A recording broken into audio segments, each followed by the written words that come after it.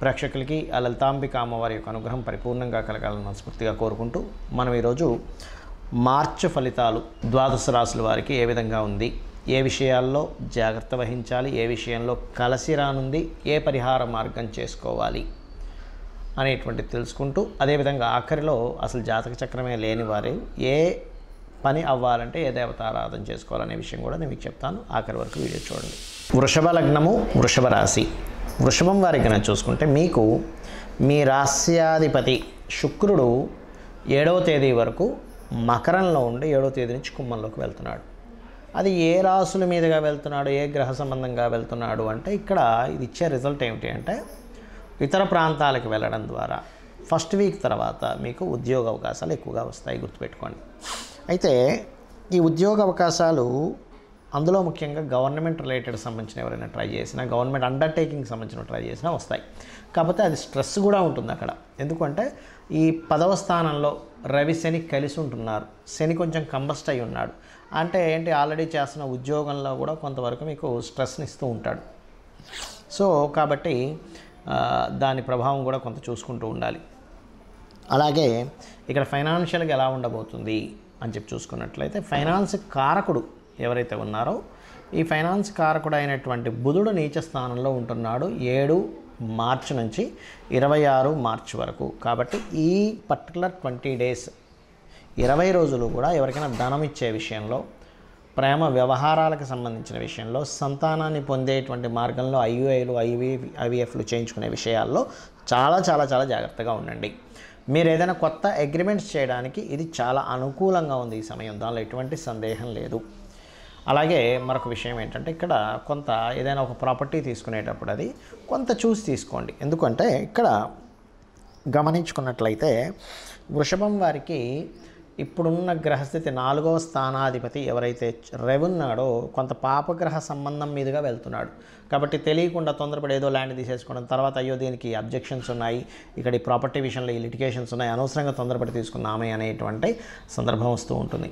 ఎందుకంటే ఇక్కడ నిర్ణయాలకు కారకుడైనటువంటి బుధుడు కూడా కొంత నీచ స్థానంలో ఉంటున్నాడు 7వ తేదీ నుంచి ఆల్మోస్ట్ 26వ తేదీ వరకు. కాబట్టి ఈ యొక్క అంశంలో చాలా చాలా చాలా జాగ్రత్తగా ఉండాలి.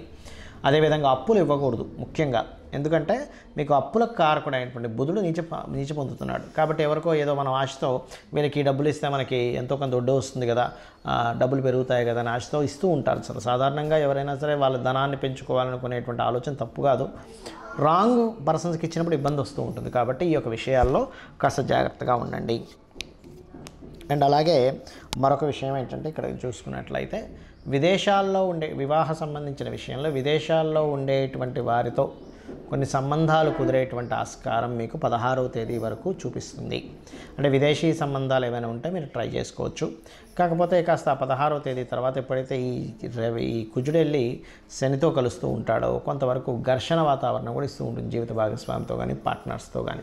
అయితే ఏదేమైనప్పటికీ కూడా 16వ తేదీ తర్వాత ఎప్పుడైతే శని కుజులు మీకు దశమ స్థానంలో కలుస్తున్నారో ఇది కొంచెం ఉద్యోగ సంబంధించిన విషయంలో ఓవర్ వర్క్ ఉండడము, స్ట్రెస్ ఉండడం అనేటువంటిది ఇస్తూ ఉంటుంది. ఈ యొక్క స్ట్రెస్ అనేటువంటి తగ్గాలి అంటే శివాభిషేకం చేయడము, చండీ పారాయణించడం రెండూ చేస్తూ ఉండండి. ఇంట్లో అయినా సరే శివలింగానికి ఓం నమః శివాయ అనేటువంటి నామస్మరణ చేసినట్లయితే అన్ని విధాలా మీకు బాగుంటుంది. రాబోయేటువంటి అంటే దాదాపుగా ఫిబ్రవరి 6 నుంచి మనకి 125 రోజులు దాదాపుగా ఈ కుజ సంచారం ఉంది. అంటే మకరంలోని, కుంభంలోని, మీనంలోని ఈ కుజ సంచారం ఏమిటి అంటే దేశవ్యాప్తంగా కానివ్వండి, మనుషుల మీద కానీ దీని ప్రభావం ఎలా ఉంటుంది ఇండివిజువల్ రాసుల మీద అంటే కొద్దిగా గొడవలకు దారితీయడము, ఒక డ్రాస్టిక్ చేంజెస్ని ఊహించని విధంగా కొన్ని జరగడం. అది సరిహద్దుల్లో కావచ్చు, అంటే మిలిటరీ సిబ్బంది మీద కావచ్చు, లేనట్లయితే ఎందుకంటే ఈ ఫిబ్రవరి 6 నుంచి స్టార్ట్ అయిన ఈ పరిణామాలు ఇట్లా ఇస్తూ ఉంటాయి. డిఫెన్స్ మీద కావచ్చు, పోలీస్ డిపార్ట్మెంట్ మీద కావచ్చు, అధికారుల మీద కావచ్చు, రాజుల మీద కావచ్చు. ఎందుకంటే మనకి ఈసారి సంక్రాంతి పురుషుడు కూడా ఏం చెప్తున్నా అంటే రాజులు యుద్ధ సంబంధమైనటువంటి వాతావరణాన్ని ఇస్తున్నాడు. అయితే మనందరం కూడా ఈ కుజ సంచారం ఫిబ్రవరి 6 నుంచి దాదాపుగా ఇది జూన్ 2వ తేదీ వరకు దీని ప్రభావం ఉంటుంది.